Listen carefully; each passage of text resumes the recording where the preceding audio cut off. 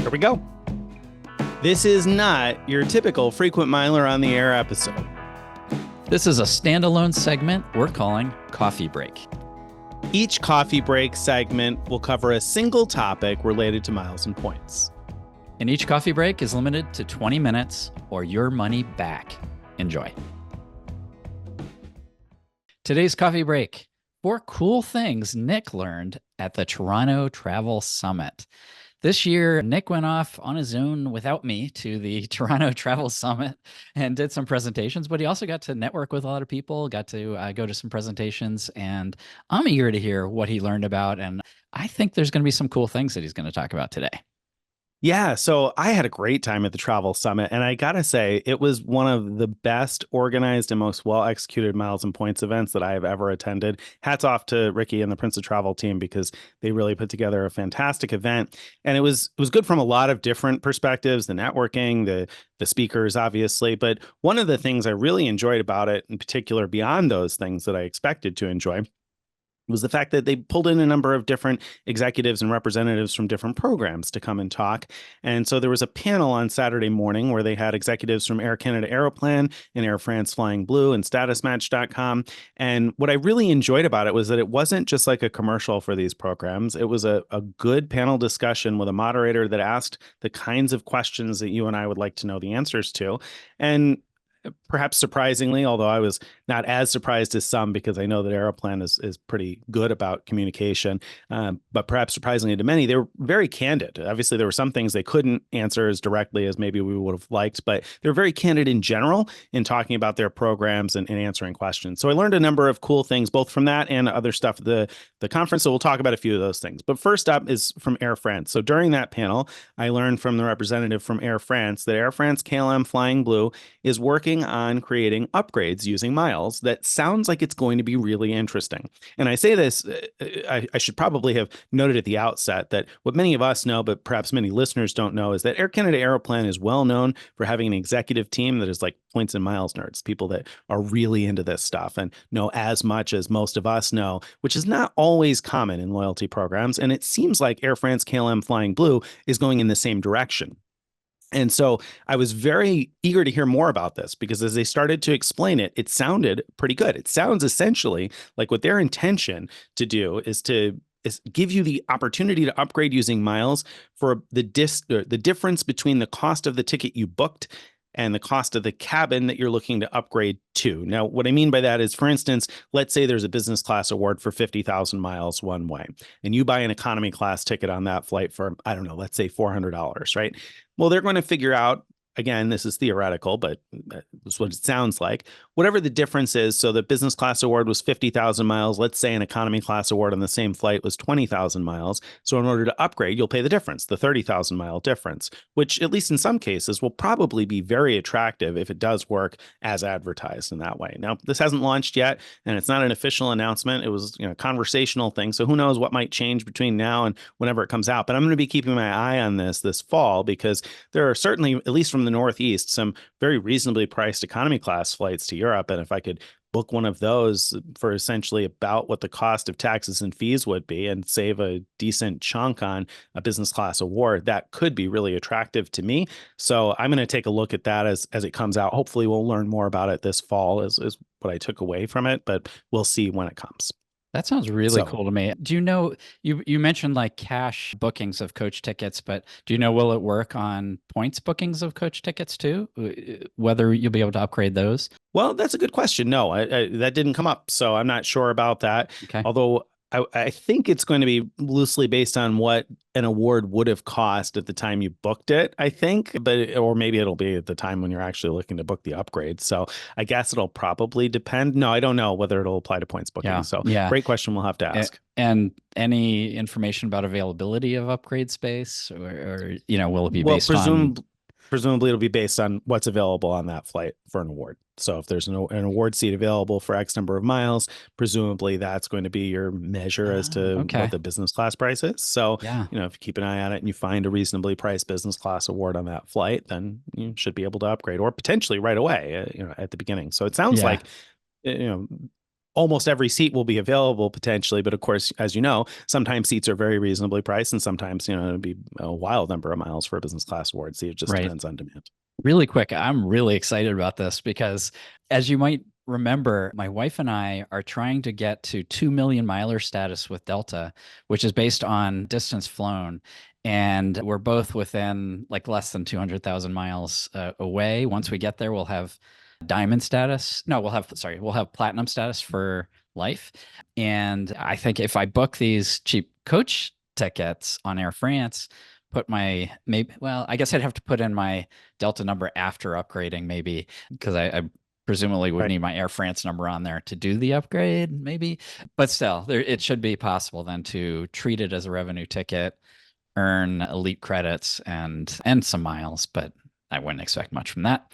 Right. Yeah, so that'd Right. be great. But overall, yeah, that's really positive. That's Yeah, exciting. it sounds interesting. And like I said, I got the sense that both Air Canada, Aeroplan, and now Air France, KLM, Flying Blue are trying to do things in a way that's appealing to those of us who enjoy award travel. So I get the sense that they get it. We don't want to pay 1 million miles to upgrade, and we want wide availability to upgrade. And it sounds like that's what they're aiming for. So, Yeah. we'll see obviously how it gets implemented. Yeah, no, they're really smart. If you've read, View from the Wing has had posts about this, about how these foreign programs, they can't sell as many miles to, businesses in their own countries, but they've discovered, some of them have discovered that selling to American companies, thanks to these transferable points, and you could transfer to Air France from all these different things, they make a lot of money because basically when you transfer from Amex or Chase or wherever to Air France Flying Blue, they pay for those miles for you. And so Air France KLM Flying Blue has been busy trying to make their program more attractive to us,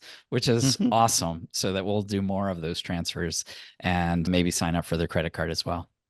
Yeah, in an offhanded comment, I picked up the fact that they were, at least by some measure and in some ways, pleased with some of the award search tools that are highlighting that their awards are less expensive than their, Yeah, competitors in many ways. So I think that's something that they've found some value in. Of course, I think, there's a mixed bag there. Anybody who's followed the lawsuits over some of that stuff, there's, some argument on either side. But anyway, I think that they have seen benefit in the sense that people are more familiar with their program. And so it's smart. They're making smart moves. So that was interesting. On the Aeroplan side, I learned that Air Canada Aeroplan intends to bring back family pooling probably this fall, the same as it was. And that's the more important part than the timeline for them. I think that when it comes back, when family pooling comes back, you may remember Air Canada Aeroplan briefly offered the ability to pool miles with family members so that you could share miles, in a pool with a number of family members. I don't even remember what the limit was, if there was one, in terms of the size of your family. So that makes it useful because if you travel with a family, then you can all earn miles from a paid flight and put them together for a useful award. Makes it useful in my household because my wife doesn't want to have to call Air Canada Aeroplan and book the award, but we've got our miles pooled because I did it during that very brief window. So now all of our miles are pooled. So when she earned a bunch from Built, for instance, from a transfer bonus, I was able to call Air Canada Aeroplan and redeem them because they were part of my pool. So anyway, they had shut that down because of fraud concerns very quickly. And so it's been very slow getting it back up and running. And I got the sense that they had the choice between a fast solution that would completely change the value proposition or a slow solution on the technology side that would enable them to put it back the way that it was, just with better security, essentially. And that's what they've opted for. So eventually, when this comes back, I expect it'll be free. It'll be easy to pool with all of your family members. There may be some more identity verification. I wouldn't be shocked that this wasn't said, I don't think, but I wouldn't be shocked if you have to upload like a picture of your ID or something to prove who you are so that they can make sure that people are real.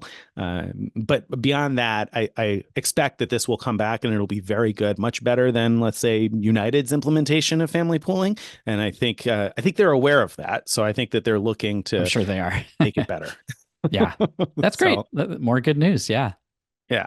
Yeah. And then on the Air Canada Airplane side, also, I learned a hot tip this weekend or last weekend at the Travel Summit.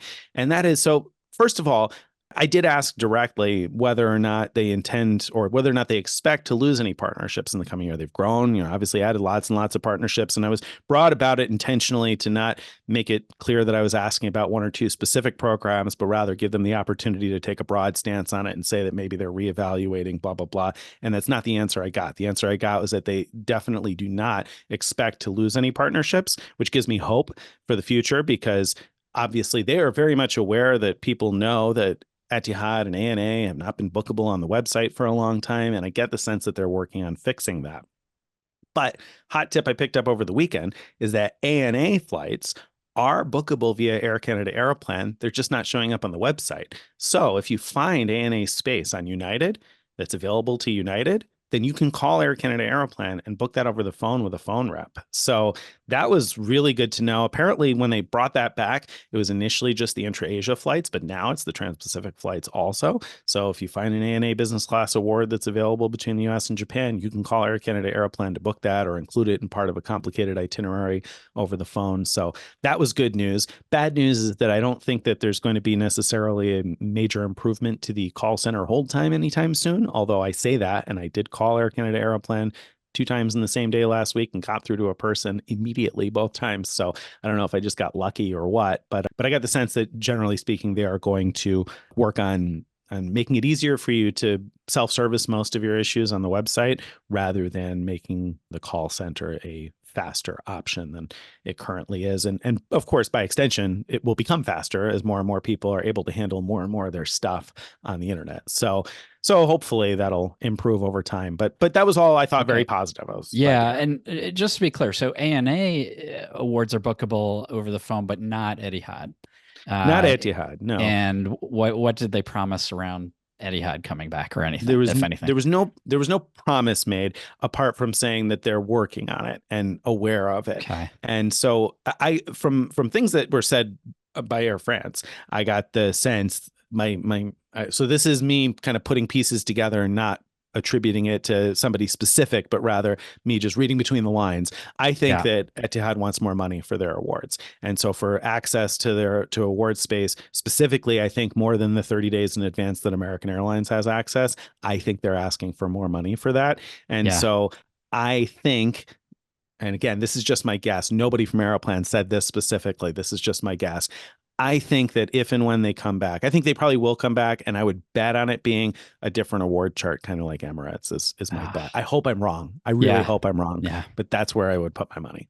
Yeah, I could see that happening. I can understand Etihad's point. I mean, their first class is extraordinary, and so I could see why they'd want more money for that. Although business class, I mean, I think they're comparable to many. So why that wouldn't be bookable, I don't get that. But anyway, yeah, Maybe they know they can package it. Maybe they know they can use their first like access to their first class space by, saying making somebody pay more for the business class space too. could Again, be, could there's be. a bit of reading between the lines going on there, so none of that is official per se, Right. but Sure. that's what I gathered anyway. All right.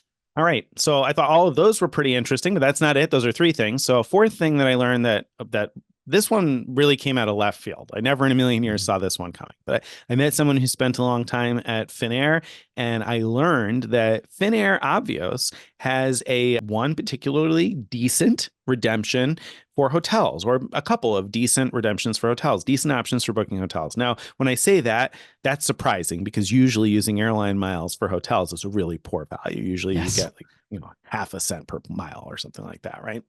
It's Yeah, usually yeah. pretty awful. Even when it's like, advertised as like specials, it's usually 1 cent or maybe a tiny bit over a penny, but that's rare.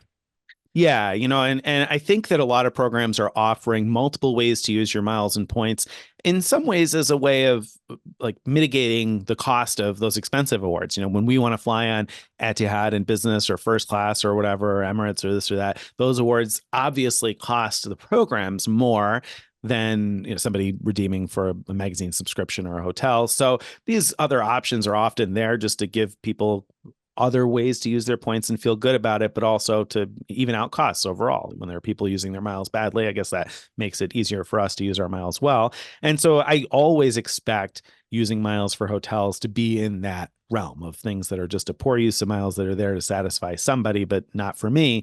But Right. I'm wrong. I was wrong. I would have been wrong about Finnair Avios anyway, because there are at least a couple of hotel redemptions with Finnair Avios, and I haven't dug into these deeply yet. So, don't count on this being the be all and end all most amazing redemption, but it looks pretty darn good. And I was told that it was pretty good, and it looks that way. So Scandic hotels, which I'm not at all familiar with, so I haven't done the research yet to know much about Scandic hotels, but they have two different types of vouchers that you buy from Finnair Avios. So there's one that works at most of the hotels that's 68.21 euros and 2000 avios. So you use like about $70 and 2000 avios to buy, or a couple more than $70, whatever it is, to buy a voucher for most of their hotels. Or they also have a premium voucher for a few specific premium hotels that are, higher quality, higher Sure. price. And that one's about 107 euros and 2000 avios.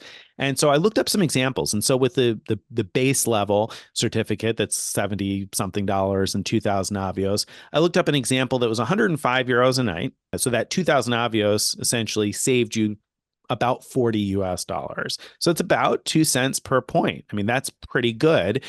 It wasn't, again, at 105 euros, I wouldn't expect a luxury hotel, but 2 cents per point is good for Avios. It sure So is. Yeah.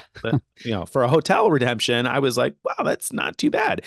And at the premium end, it looked even better, actually, because I found a couple that, again, were similarly around 2 cents per point. Now, that was a harder to find availability for, though, at least in my Mm. first few searches. And I mentioned that you're buying a voucher. And so the way this works is you're buying a voucher for money plus Avios from Finnair, and then using that voucher with the hotel program. But they provide a code on the Finnair website for you to search for availability. So you can look for availability before you buy the voucher to make sure that there's availability to use it. That was harder to find in the premium ones, at least on the couple of searches that I did, than on the base level ones. But still, anyway, 2 cents per point would be pretty good. But there's another one too, another brand called Sokos Hotels. And I heard that these are nicer hotels. Again, I don't know the brand myself, but I heard these are more premium hotels. And the voucher for those was 84.41 euros, so about 85 euros and 5,000 avios. So it's more Mhm. avios, more euros, but availability looked fantastic in the first couple of searches that I looked at. Tons of hotels available, and also multiple room types. Not quite as good as choice privileges. Choice sometimes enables you to book like any room for the same number of points. It wasn't Right. quite that good, but there were Mhm. quite a few different room types, and room types that were available for more people, like more than two people that were available. And so in my first search, I found a couple that were 210 euros a night. So if you take away the 85 or so that you're paying, you're getting about 125 euros for 5,000 avios. So basically, you're getting 125 euros in value for 5,000 avios. That's like 2.7 cents per point. That's Wow. Wow. potentially That really good. that's awesome. Yeah, So I'm excited about this. So as things stand right now, you have to have Finnair Avios to do this, right? Like that's British correct. Airways Avios or Iberia just won't do it. And as we're recording this, we don't yet have the ability to move Avios from Finnair to those other programs. But Finnair's website claims that later this spring, which time's running out for that, they'll add the ability to do that. So fingers crossed that really happens. I hear it probably will later this spring. So we'll still be Ooh, springtime-ish little here. little So I inside guess information that you I can't get share explicitly. Is that what's happening there? I get the sense that it's going to be relatively soon. So keep your eye on that. So, Good and news. on that note, and the way I said that, obviously Greg picked up something in my tone. I think a final bonus that if we're going to add one more thing is that the networking at these things is really, really good. You meet lots of interesting people that are at varying levels of the game, but it's interesting because I find all of the speakers say there is something to learn from almost everybody that you meet. Almost everyone you meet knows a lot more about something than you do. And so Right. it's a lot of fun meeting different people. I had a great time meeting lots of readers and listeners that were there and other content creators. Some of the other speakers were fantastic. I really enjoyed talking to Ben from Ben's Big Deal. You can find him on Instagram, and he does some great reels there. And I learned some cool tips from him that I hadn't known about. And I enjoyed meeting some of the different kinds of creators that they had there. They had some folks that were heavily Instagram that were interesting. Spencer and Ashley from Canada. Also, Travel with TMC. Really have enjoyed looking at some of the van life stuff that she has up there. And again, these people all are in the miles and points space, but also have other interests that are just cool to learn about. And actually, that Sure. Travel with TMC posted a story at the end where a bunch of us were out late one night talking, and it was just a quick picture of everybody cheersing. And the background music she used was a song called "Find Your People," and it was about you got to find the people that are into the same kind of stuff as you. And so if you like this stuff, conferences like that are a great opportunity to find your people, so to speak. So a lot of fun, definitely an event that I enjoyed. Yeah, that sounds great. So it's so good to hear some updates and some exciting stuff there. So I'm really looking into digging into Air France upgrades and booking hotels with Avios and all of that. So thanks. Yeah, absolutely. Very good. If you've enjoyed this and you'd like to get on our email list, you want to go to frequentmiler.com/subscribe to join our email list, follow us on all the various social media, and check out our Frequent Miler on the Air episodes dropping every Friday. Bye, everybody.